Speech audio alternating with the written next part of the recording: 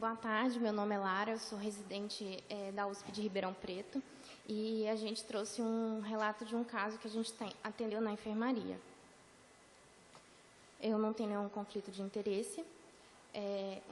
Uma introdução rápida. A difteria é uma doença infecciosa, tem uma maior incidência em menores de 15 anos e ela apresentava grande mortalidade antes da existência da vacina.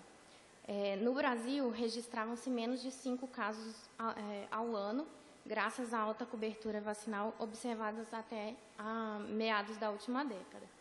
A transmissão ela ocorre por contato ou via respiratória, gotículas, e acontece mesmo em portadores assintomáticos. As manifestações clínicas elas vão incluir sintomas respiratórios, cutâneos e com a possibilidade de evolução para casos graves, como o paciente que a gente vai apresentar. Aqui eu peguei no Ministério da Saúde, nessa semana, o gráfico de casos confirmados por ano. Então, na última década, de 2016, a gente nunca teve mais que 5 casos. E só esse ano a gente já tem 7 casos notificados, sendo 6 aqui em São Paulo. Então, o caso é um homem de 57 anos, motorista de ônibus escolar. De antecedente, ele tinha um câncer de próstata, que foi tratado em 2021, apenas com prostatectomia radical. Ele procurou atendimento no dia 5 de maio desse ano. Ele relatava que há um dia ele tinha iniciado com um quadro de tosse, mialgia, rinorreia, com uma secreção espessa, além de iodinofagia. E nesse atendimento ele recebeu sintomáticos. Após 6 dias, ele procurou outro serviço, porque ele tinha piorado o quadro. Ele apresentava nesse dia um edema cervical importante, além da iodinofagia, hiporexia e prostração. Ele também tinha um relato de febre de 39 graus, além de cialorreia. Então, ele foi internado nesse serviço para a avaliação da otorrino. No exame físico desse serviço, eles descreviam que o paciente tinha um edema cervical importante. Na rinoscopia, ele tinha placas pseudomembranosas amareladas em grande quantidade. Na uroscopia, ele também tinha essas placas esbranquiçadas em palato mole, pilares amidalianos e orofaringe.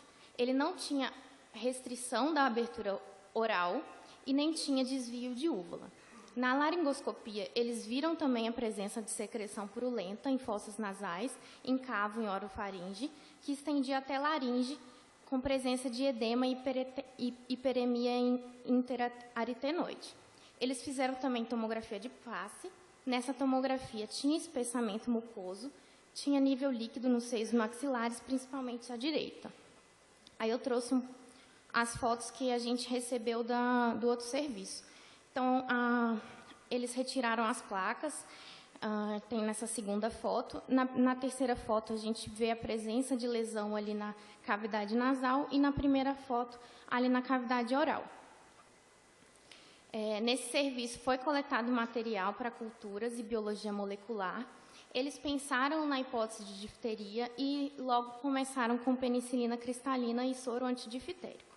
O caso foi notificado, foi verificado que o paciente tinha 3 doses da vacina DT, sendo a última em 2017. Foi iniciado, então, uma investigação epidemiológica nos contactantes da cidade de origem e eles não conseguiram diagnosticar nenhum outro caso. 3 dias depois do tratamento, o paciente foi transferido para a nossa enfermaria, lá no HC. Nós mantivemos a antibiótico-terapia e a gente iniciou a prednisolona, porque o paciente mantinha esse edema cervical muito importante. No segundo dia que ele estava com a gente na enfermaria, a gente recebeu os resultados de PCR e cultura, que foram positivos para Corynebacterium diphtheriae. E aí a gente recebeu também a sensibilidade da cultura, e aí, guiados por esse teste, a gente trocou o antibiótico-terapia para a azitromicina endovenosa.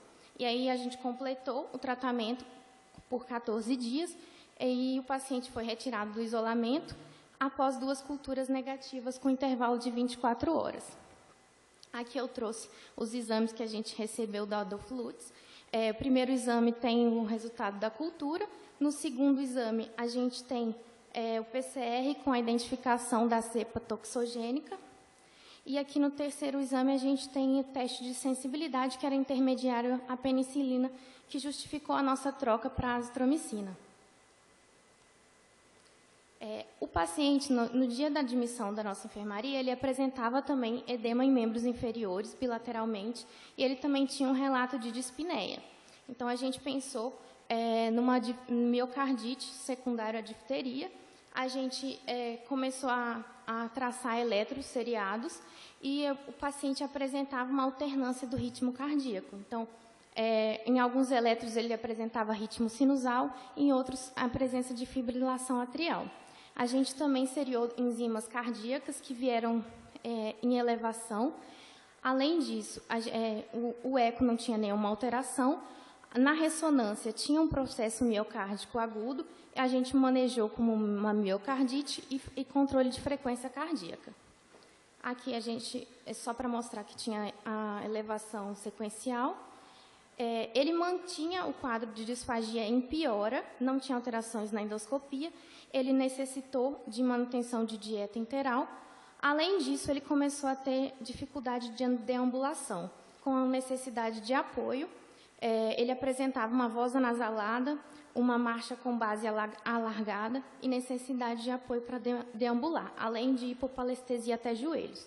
Então, a gente fez uma eletroneuromiografia que tinha achados condizentes com síndrome de Guillain-Barré, que deixou a equipe da neurologia em dúvida. Dessa forma, orientaram a gente a fazer imunoglobulina. E, a despeito dessa medida, o paciente evoluiu com uma reflexia global, palestesia em membros inferiores até a região de tifoide. A gente fez uma ressonância de neuroeixo e aí, nessa ressonância, o diagnóstico sugestivo de plexorradiculopatia secundária à difteria. O paciente manteve piora, ele necessitou de intubação orotraqueal por insuficiência respiratória aguda. O paciente ainda está internado com a gente, tem pelo menos 3 meses. Ele está em desmame ventilatória e em reabilitação motora. Então, esse caso, basicamente, é para a gente...